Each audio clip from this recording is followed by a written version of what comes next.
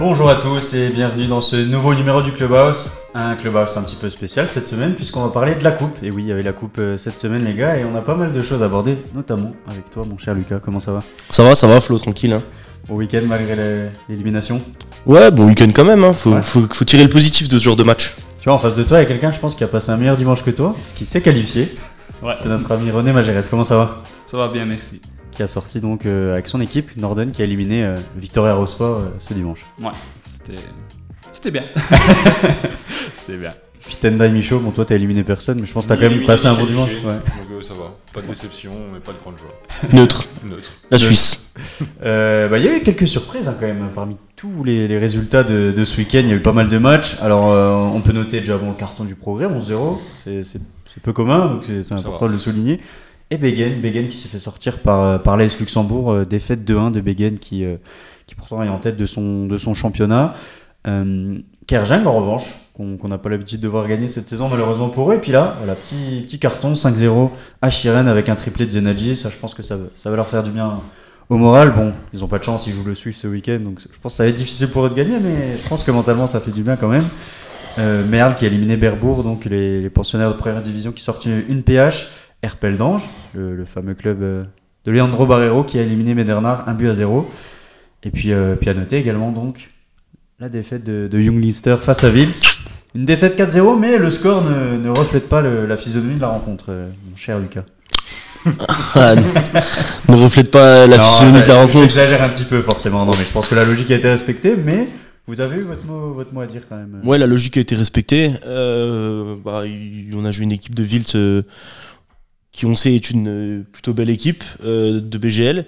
Ils sont arrivés chez nous, ils ont peu fait tourner, mais il y avait quand même quelques remplaçants qui ont joué. Après, bon, les remplaçants de BGL, c'est quand même quelque chose. Maintenant, on a eu des occasions quand il y avait 0-0. On n'a pas été tueur. On prend un but évitable. Et après, à la mi-temps, on a encore des occasions qu'on rate.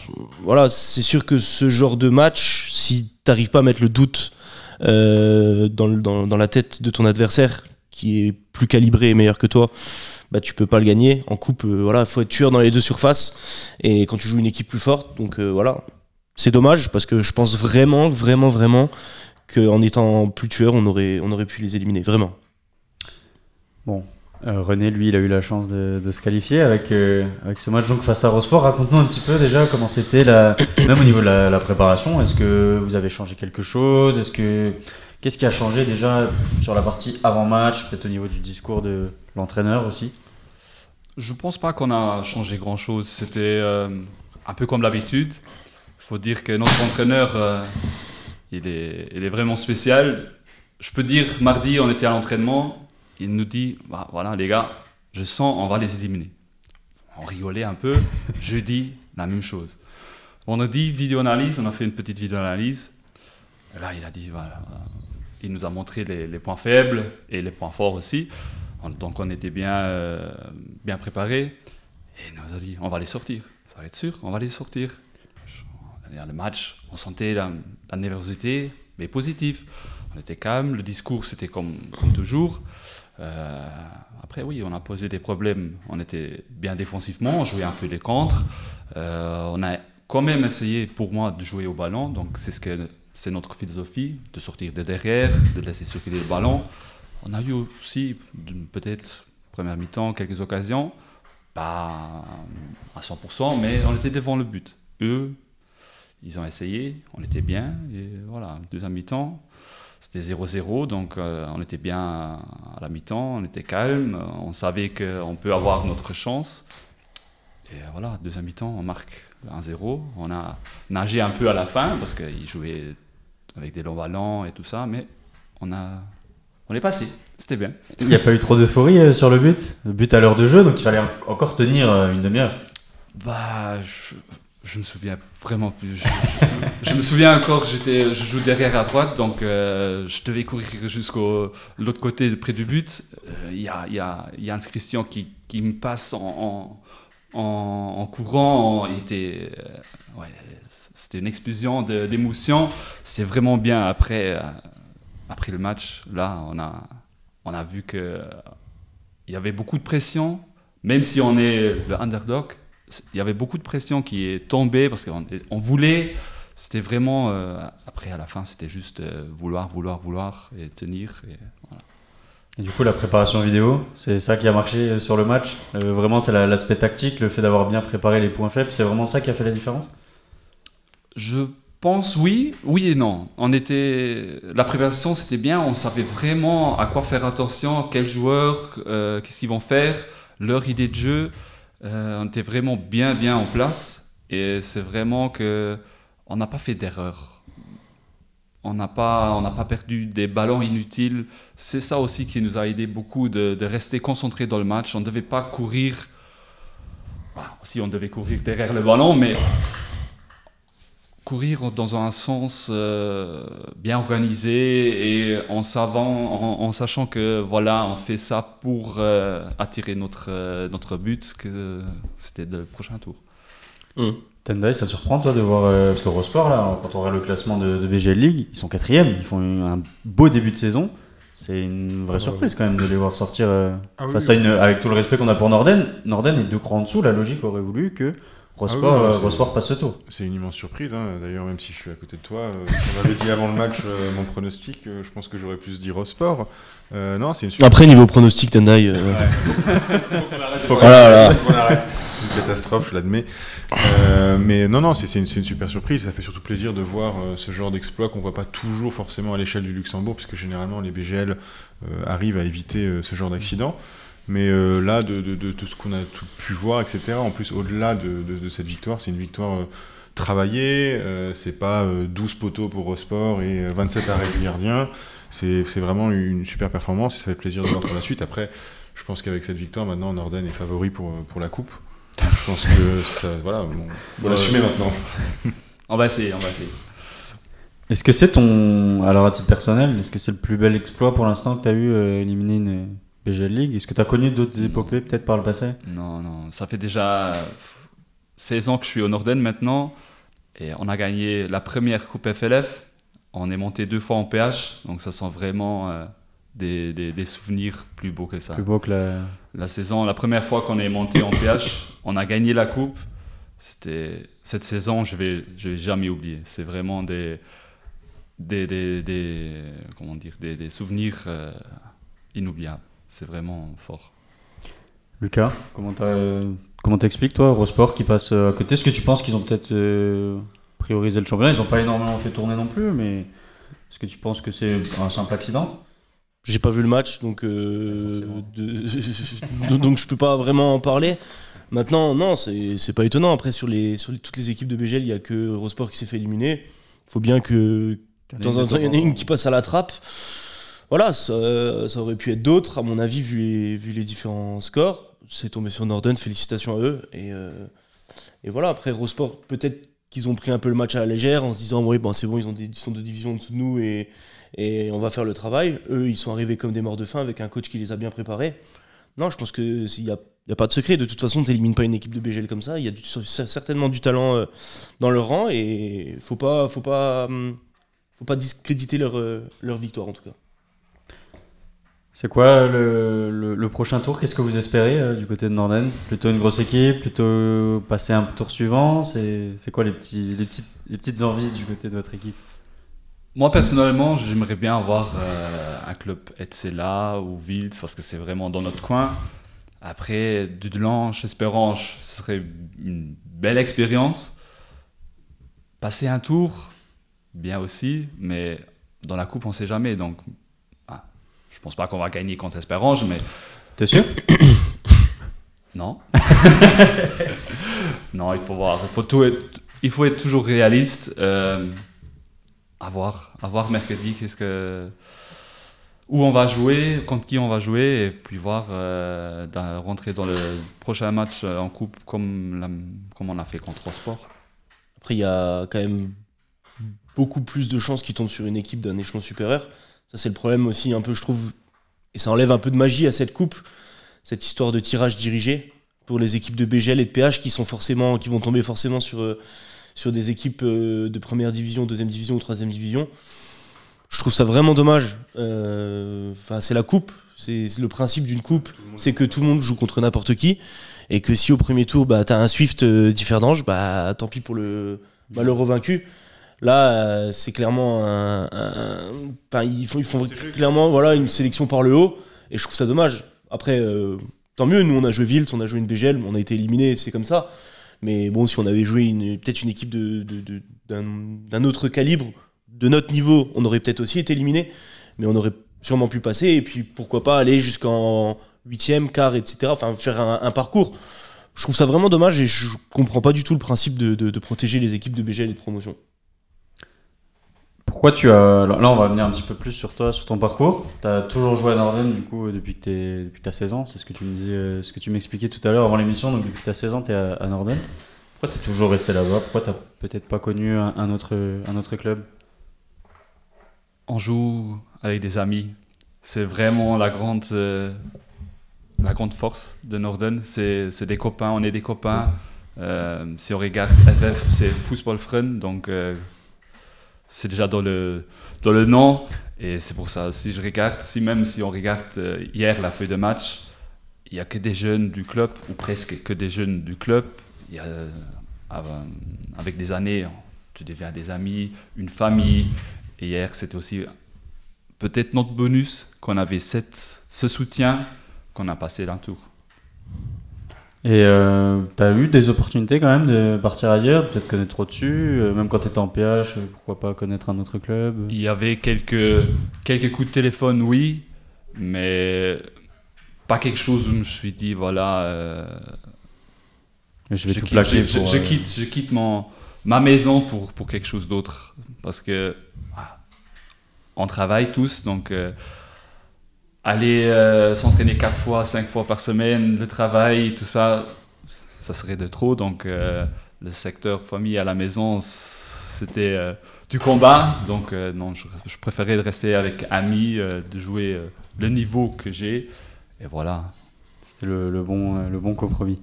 Écoutez les gars, on va parler de la BGL League avec, il y a eu une journée la semaine dernière, on va faire le point un petit peu, on est à un quart du championnat. 8 matchs ont été disputés, donc voilà, on a à peu près un quart du championnat. C'est l'occasion de faire un petit point sur ce qui se passe avec des équipes de tête, des équipes dans le ventre mou et puis le bas du classement. Avec en tête Differdange, suivi de près par le Swift et par le Progrès. Les gars, est-ce que vous estimez que pour l'instant la logique est respectée avec peut-être 2 tauliers et un outsider? Comment vous voyez les choses? Je pense pas qu'on puisse dire que la logique soit respectée, puisque tout le monde imaginait en début de saison que Espérange allait se balader dans le championnat. Après là, ils sont là, mais oui. Ça commence à revenir, mais on aurait pu imaginer qu'après 8 journées, ils aient une certaine avance. Là, pour le moment, c'est pas le cas. On voit un championnat archi resserré devant. On voit que la phrase cliché des footballeurs « tout le monde peut battre tout le monde », cette année, elle est vraie. Qu'il n'y a vraiment aucun match qu'on peut prédire à l'avance. On en revient à nos fameux pronostics où on est super fort. Mais non, c'est surprenant. Après, pour nous, je trouve que c'est aussi super sympa parce qu'il y a un énorme suspense chaque journée. T'as aucune équipe qui a une garantie de 3 points, ce qui offre des matchs disputés, des retournements de situation sur le classement. Donc oui, peut-être surprise dans le sens où Espérange a eu un sacré retard à l'allumage. Maintenant, ça commence à enchaîner les résultats et on va voir est-ce que les autres équipes vont réussir à les contenir encore assez longtemps ou est-ce que finalement ils vont faire cavalier seul devant. René, t'arrives à suivre un petit peu la BGL League? Je sais que c'est pas évident comme on joue le dimanche et tout ça, mais... Si, comme on a des amis aussi qui jouent en BGL, on regarde par exemple Wiltz, il y a Ralph qui joue, Chrissy qui était chez nous aussi, Schröder, donc il y a quand même... on suit plutôt les résultats de Wiltz pour des amis que les autres. Après, oui, c'est un peu étonnant aussi que Espérange, ils ont joué Coupe d'Europe, donc c'est toujours difficile. Ça, on a déjà vu des années aussi avant avec Differdange qu'ils ont après du mal pour rentrer dans leur championnat. Après, oui, c'est mieux d'avoir un championnat comme ça avec Mersch, je pense, ils étaient en avant contre Mondorf, ils étaient quatrième à un moment donné. C'était vraiment... C'était bien, c'est mieux pour les gens aussi dehors qui regardent le foot d'avoir des résultats comme ça que voilà, il y a toujours Swift qui gagne ou Dudelange qui gagne. Là, il y a un peu de tout, c'est bien. T'as un petit pronostic? Qui va gagner le championnat? Je pense pour l'instant Differdange ils sont sur une bonne voie. À voir s'il peut tenir. Le grand favori ça va être Espérange. Ah, tu vois, Lucas, favori Espérange, est-ce que tu penses que Di Fernandes peut tenir la cadence? Parce que quand on regarde les effectifs, bon, Di Fernandes a un peu recruté en dernière minute après les départs de plusieurs joueurs offensifs, notamment Naifi, Castro. Mais sur le papier, quand même, bon, l'effectif du Swift, mais même l'effectif du Progrès, j'ai l'impression quand même est mieux armé pour tenir la cadence sur toute la saison. Oui, non, mais clairement, je pense qu'Espérange, on le sait, ils ont le meilleur effectif, le plus grand nombre de joueurs de qualité aussi. J'ai l'impression que la mayonnaise est un peu en train de prendre là, avec ce que demande Fanguero à ses joueurs. Donc du coup, si ça prend, il n'y aura aucun doute, ça va aller très vite. Maintenant, le Progrès, pour moi, le Progrès, c'est le grand perdant de ce début de championnat. Parce qu'avec le faux départ d'Espérange et l'effectif qu'ils ont, la qualité dans le recrutement, etc., il y a des matchs, là ils gagnaient 2-0 contre Wiltz, ils sont fait revenir à 2-2.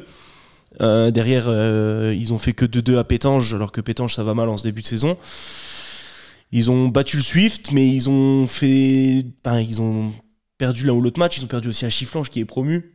Si tu veux clairement prétendre au titre, c'est des matchs que tu dois gagner et c'est de l'avance qu'ils auraient dû avoir. Pour ce qui est de Di Fernandes, ça reste un outsider, un bel outsider. Ils ont perdu Castro et Naifi comme tu l'as dit, mais ils ont pris le Naguera là, qui marque et qui a l'air de bien s'entendre avec Guillaume Trani, leur maître à jouer. Va falloir voir. Eux, je pense qu'ils vont payer. Tu vois, dès qu'il y aura un suspendu, une blessure, c'est ça qui va les pénaliser. C'est assez resserré, mais ils ont une très belle équipe. Ils ont une très belle équipe. Je les ai vus il y a 2 ou 3 semaines à Dudelange, c'était il y a 2 semaines. J'ai vu une belle équipe, même si Dudelange a fait plus que jeu égal avec eux. Moi, je pense vraiment que Di Fernandes aura son mot à dire aussi, s'ils sont épargnés par tout ce qui est blessure et suspension. On a vu des surprises aussi en ce début de saison. Rosport, je le disais tout à l'heure, qui est actuellement 4e. Monderkange, bon, ils en ont pris 6 la semaine dernière, mais ils font un beau début de saison. Ils ont été sur le podium pendant plusieurs journées. Strassen aussi, qui fait un bon début de saison. Et puis Chifflange aussi, promu, qui se retrouve 9e, qui a fait des bons résultats. Est-ce que ces équipes surprises-là, elles peuvent maintenir ce qu'elles font là sur toute la saison ou c'est qu'un fait de pas? Ce qui est intéressant, si on prend les clubs que tu as cités, c'est Cormier-Sport, les 3 autres ont soit un nouvel entraîneur ou soit viennent de débarquer en BGL League. Donc d'une certaine manière, ce début de championnat, c'était un peu une inconnue pour les adversaires qui ne savaient pas exactement contre quoi ils allaient tomber, que ce soit contre Promu, contre soit Strassen, Monderkange, des clubs qui ont changé pas mal de choses. Donc la vraie question, ça va être maintenant, je pense que c'est maintenant que ça va devenir plus compliqué pour tous ces clubs, maintenant que les gens ont compris un peu c'est quoi le système de jeu, c'est quoi la philosophie, c'est quoi les joueurs les plus dangereux, etc. C'est là on va voir s'ils arrivent à continuer sur la durée. Moi, je vois Strassen continuer son aventure parce que je pense qu'en termes d'effectifs, ils ont vraiment un effectif très intéressant et un super entraîneur. Après, Chifflange, Monderkange, Rosport, à voir s'ils vont pouvoir continuer sur leur dynamique ou si ça va peut-être petit à petit se tasser. Ça va aussi dépendre des gros. Est-ce que les gros vont commencer à vraiment assumer leur statut et prendre plus régulièrement les points contre eux et petit à petit creuser l'écart? Mais en tout cas, jusqu'à maintenant, c'est vraiment agréable de voir toutes ces équipes qui ont vraiment bien joué leur coup à fond et qui sont encore très bien placés au classement. Une équipe qu'on a citée tout à l'heure, là je ne l'ai pas citée, Mersch, qui est promu, qui a fait finale de coupe aussi la saison dernière. Là ils sont 11e du classement, ils font un début de saison plutôt intéressant. Est-ce que tu les vois se maintenir, toi, René? Ils ont un super attaquant, ça peut faire la différence. Hein. Il a fait ses études aussi au Norden. Benny, il était chez nous, il a joué avec moi en PH. Après, il est parti en Allemagne. C'est vrai, un vrai buteur, c'est incroyable. J'ai vu même des matchs en PH et coupe l'année passée. C'est vraiment, il a le... Je ne sais pas comment ça se dit aussi au français, mais il a vraiment l'instinct. Il sait comment et quand, où courir pour vraiment marquer. Plus, il est devenu capitaine l'année passée. Je pense, eux aussi, ils peuvent faire tomber des grands. Parce qu'ils ont déjà fait en coupe. Et pourquoi pas cette année? Ils ont un bon esprit d'équipe. J'ai parlé un peu avec lui. Voilà, il faut voir. Eux aussi, je pense qu'ils ont un peu le problème que le noyau, peut-être, il est un peu petit. À voir avec des suspensions, blessures, tout ça. Mais s'ils peuvent garder leur effectif, pourquoi pas être dans un bon milieu de tableau pour... et se maintenir tranquillement, quoi. Voilà, je pense qu'il peut le faire. Benny Brèche, déjà à l'époque, tu le sentais au-dessus des autres et qu'il avait ce truc en plus? Chez nous, il jouait toujours sur le flanc. Mais même encore hier, on parlait d'un match contre Beggen. C'était la saison où on est monté. C'était nous au Beggen. Il marquait de 40 mètres, pied gauche, plein lucarne. On savait déjà qu'il était fort. Après, je pense que quand il a fait ses études en Allemagne, il s'est entraîné là-bas, il a trouvé un club là-bas. Ça lui a beaucoup aidé pour progresser. Après, il est revenu, il a trouvé Mersch. Je pense le coach de Mersch, c'est aussi quelqu'un, c'est un ancien attaquant, donc il peut lui aider aussi beaucoup. Et c'est ce qu'il a fait. Et là, il est sur un bon chemin. S'il va tenir cette voie-là, je pense qu'il peut faire aussi un beau parcours en BGL. Tu vois, il a pris la même décision que toi. Cet été, il était sollicité par le Progrès. Il a choisi de rester vraiment dans son cocon. Tu arrives à comprendre cette décision parce qu'il avait l'opportunité vraiment de franchir une belle étape en BGL League. Je le comprends, oui. Parce que, oui, c'est comme chez moi aussi. Si on se sent bien où on est, pourquoi tout changer? On ne sait pas qu'est-ce qu'on va attendre. Maintenant, on a parlé d'Idakorn et tout ça. Je pense qu'il avait aussi des propositions là-bas. Et ça tourne mal pour eux pour l'instant, donc ou pas comme ils voulaient. Après, là, à Mersch, il joue, il est titulaire, il est capitaine. Et il est en pleine confiance. Il y a un attaquant en pleine confiance, on sait que c'est 10 fois plus dangereux. Je suis persuadé que Benny Bresch, du Man Niederkorn, il va marquer aussi. Maintenant, est-ce qu'il aura le même temps de jeu à Niederkorn? Est-ce qu'il va être autant en confiance à Niederkorn? Pas sûr non plus. Mais c'est quand t'es le joueur d'une équipe, quand t'es le leader d'une équipe. C'est la star. Hein. Là-bas, on l'a vu au dribble d'or l'année dernière quand il a eu son trophée, ils chantaient tous. C'était la folie, quoi. Ouais. Ah, tu chantes bien, hein. Je suis grand fan, je suis un grand fan. Bon, on va parler des choses qui fâchent maintenant, du maintien et des clubs qui sont mal classés, malheureusement. Le Fola et Kerjen qui sont mal embarqués. Est-ce que vous pensez qu'à un quart du championnat, c'est déjà cuit ou ça peut encore se redresser? On peut jamais dire que c'est cuit. Je veux dire, mathématiquement, t'enchaînes 2 victoires et tu recolles au groupe. Donc, je dirais pas que c'est cuit. Maintenant, si tu regardes en termes de dynamique, Kerjen, là, ils ont enfin remporté une victoire. Je pense que ça peut vraiment changer quelque chose. En effet, ils vont au Swift ce week-end, donc ça sera peut-être compliqué, mais au moins, ça peut être un déclic. Maintenant, du côté du Fola, si je me trompe pas, c'est la 2e journée où ils battent Dudelange. Où là, en effet, on s'est dit qu'ils allaient pouvoir vraiment défendre leur place. Mais là, 6 défaites consécutives, le tout en faisant des matchs qui sont pas inintéressants, je pense que mentalement, ça peut commencer à devenir très difficile. Parce que quand tu enchaînes les performances pas dégueulasses contre des équipes de qualité et qu'à chaque fois, tu termines avec 0 points, ça peut commencer à devenir difficile. Et mine de rien, ce qu'on remarque aussi, c'est que les autres clubs, elles prennent des points, quoi. Donc ça avance et il y a un peu de surplace et l'écart commence à être conséquent. Donc... méfiance. Et puis juste devant, t'as Pétange. Pétange, ils vont pas rester là longtemps avec l'équipe qu'ils ont. Donc va falloir voir. Mersch, c'est solide. Mondorf, c'est parti aussi. La difficulté aussi, là, quand t'es dans cette position, et puis dans le championnat qu'on évoquait tout à l'heure, où le fait que c'est vachement équilibré, c'est que c'est compliqué de faire des séries. Et là, pour se sortir d'une position comme ça, il faudrait pouvoir enchaîner 2-3 victoires. Là, ils ont gagné. Et manque de bol, ce week-end, ils jouent, si ce n'est la meilleure équipe du championnat. Donc c'est aussi compliqué pour eux de. Mais Kerjen Kerjen oui. Moi, j'annonce qu'ils se maintiennent. Ah, tu l'annonces comme ça? Moi, je l'annonce. Je pense qu'ils vont faire les barrages comme l'année dernière et ils vont se maintenir. Avant l'émission, ils recrutent Lucas Galli à la trêve hivernale. Non. Et ils se maintiennent. Non. Alors déjà, je viens de signer, donc la première année, je peux pas partir. Et non, et en plus pas du tout.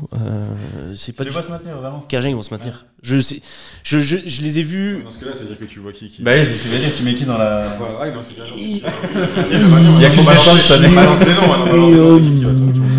Moi, je balance. Je pense que ça va être compliqué pour le Fola, effectivement. Et moi, je voulais venir au Racing. Et je pense que le Racing, ça va être compliqué aussi. Même s'ils sortent d'une victoire là. Moi, le Racing, je les ai vus plusieurs fois. Contre Pétange, ils ont fait un match solide. Contre Espérance, ils méritent peut-être 1 point. Ouais. Oui. Ça reste le Racing. Non, mais. Des risquards de BGL qui font le taf. Mais après, attention, hein, les équipes qui sont au-dessus, elles ne sont pas non plus à 15 points devant. Hein, donc. Ouais, mais t'as déjà un petit écart. T'as pas envie d'être tout seul. Kerjen, ils vont se maintenir. N'insistez pas, je vous dis qu'ils vont se maintenir. Je sais pas quoi, t'es actionnaire chez Kerjen ou quoi? Tu vas prendre cette séquence et en fin d'année, quoi qu'il arrive, tu la ressortiras. Ouais, pas de souci. Moi, franchement, je les ai vus jouer contre Differdange, ils sont super mal payés. Là, ils ont gagné, ils ont battu Chifflange chez eux. Même si Qui était quand même une des belles surprises de ce début de... là ils ont mis 5-0 à Sheeran en coupe. Alors même si c'est Sheeran, avec tout le respect, ils sont quand même en première division. Je crois que ça tourne pas trop mal du côté de Sheeran. Ils sont en confiance. Ils vont aller au Swift. Bon, voilà, faut dédramatiser si tu prends une pilule. Et si tu mets le bus, tu ramènes un point du Swift, c'est super. Je sais pas, quand je les ai vus jouer, j'ai vu des choses encourageantes qui me font penser que je pense vraiment qu'ils peuvent le faire. On verra bien. Peut-être que je me trompe. C'est beau de se mouiller. Je respecte dans tous les cas. Je me suis mouillé. Ouais. Et j'ai sorti un argumentaire. Tu paieras ton resto si... Non, c'est tu salaud. perds ton pari. Bah alors franchement... Les cotes elles sont pas Mais faudrait que je me mouille aussi. Alors. Ah bah Nous, attends, tu peux payer un resto. je veux bien payer un resto. Si jamais Kerjeng ne se maintient pas. Par contre, s'ils se maintiennent, je m'invite en week-end. Hein. Je te dis tout de suite. Hein. Je vais voir avec Simon si Ouais. On part une semaine en vacances. Hein. Un petit prono pour le maintien? Non. Est-ce que t'es aussi bon que nous sur les pronos? Je pense vraiment. Ah, c'est très compliqué là, cette année. En BGL, c'est vraiment très compliqué. Le Fola, j'ai pas vu le match même en coupe contre Bastendorf, mais j'ai parlé avec quelques gens qui étaient sur place. Ah, ils se sont fait bouger. Hein. C'était compliqué. Bastendorf aussi, il pouvait faire quelque chose. Il faut les marquer à la 86e minute. Hein. Donc. Après, c'est la coupe aussi. Alors qu'à l'inverse, tu regardes en championnat contre le Swift, ils étaient quand même bien en place et ils les tenaient. Ouais, et puis au final, ils perdent 2-1, tu vois. Qu'un match de coupe comme ça, c'est parfait pour remettre la confiance, etc. Exactement. Et des Regarde Kerjeng. Kerjeng 5-0, net sans bavure, les attaquants qui marquent. Mais. Pas que les mecs se soient couchés après en se disant c'est bon, là on est sur la bonne dynamique. Je pense que le Fola, c'est typiquement le genre d'équipe. Ils jouent contre le Swift, ils se replient, ils attendent, ils n'ont pas besoin de faire le jeu. Là, ils ont été chez une équipe de Bastendorf qui ont dû sûrement, eux, les attendre. Et ils ont marqué à la 86e minute. Enfin, c'est quand même compliqué. Bon, on suivra ça en tout cas avec la journée de ce week-end. On l'évoquera aussi vendredi dans l'apéro du Clubhouse. Avec le classique notamment, Jeunesse du Delange au programme. Swift Kerjeng, on le disait. Puis le Fola qui va au Progrès. Ça va être compliqué aussi de prendre des points pour eux ce week-end avec le Progrès qui va vouloir relancer aussi la machine après un match nul. Voilà. Puis Mersch, le remake de la finale, Mersch qui reçoit Differdange, ça va leur faire plaisir aussi, une belle affiche. J'espère que pour Mersch et pour Benny, j'espère qu'ils vont avoir les 3 points, une petite revanche. Voilà. Ça va être dur, mais on ne sait jamais. Bon, René, merci d'avoir été avec nous. Vous, comment ça se passe en championnat? J'ai vu que vous étiez 6e. C'est quoi l'objectif? Ça dépend qui on demande. Non, coupe championnat. On veut se sauver le plus vite possible. Un peu la phrase cliché, j'allais dire. On prend les matchs les uns après les autres. Oui, après, moi personnellement, j'aimerais bien terminer dans les top 5. Après avoir. Chez nous aussi, il y a tout le monde qui peut battre tout le monde. À voir. Vous, il y a Bissen dans votre groupe qui semble quand même au-dessus. Au-dessus, je sais pas, parce qu'il y a quand même d'autres équipes. Mais bon, après, devant, ils ont quand même Bop et Damota. À ce niveau-là, ils ont marqué encore en coup. C'est quand même costaud. Et ouais, après, il y a des places derrière qui sont disponibles et il faut aller les chercher. On va essayer. On te le souhaite en tout cas. Bon, les gars, merci d'avoir participé. Merci encore une fois, René, d'être venu. T'as fait merci le déplacement. Et bon, on est content pour toi que vous ayez passé ce tour. On les réinvite s'ils éliminent Espérange au prochain tour. Voilà, on fait l'émission là-bas. C'est super loin, je peux te dire que j'y vais pas. Hein. On part la veille. 1h20 de route, ça va. Au départ d'où? Moi je suis parti de Vitz. Ouais. Parce que nous, si on part de Metz pour aller à Norden, faut qu'on dorme là-bas. Hein. Je te préviens tout de suite. Hein. Si tu pars après le match, c'est cuit. T'as pas le temps de rentrer chez toi, de dormir. Et tu dois repartir au boulot tout de suite le lundi matin. Ok, bon, on verra ça. On n'espère pas que vous passez alors du coup. Non, je plaisante. Bon, merci beaucoup. Et puis quant à vous, dites-nous si ça vous a plu, cette petite émission spéciale coupe. N'hésitez pas à partager l'émission aussi pour la faire grandir, à noter, mettre des notes, des commentaires, ça nous aide à faire progresser l'émission. Et puis on se dit donc à vendredi pour la peur du Clubhouse. Ciao. Ciao.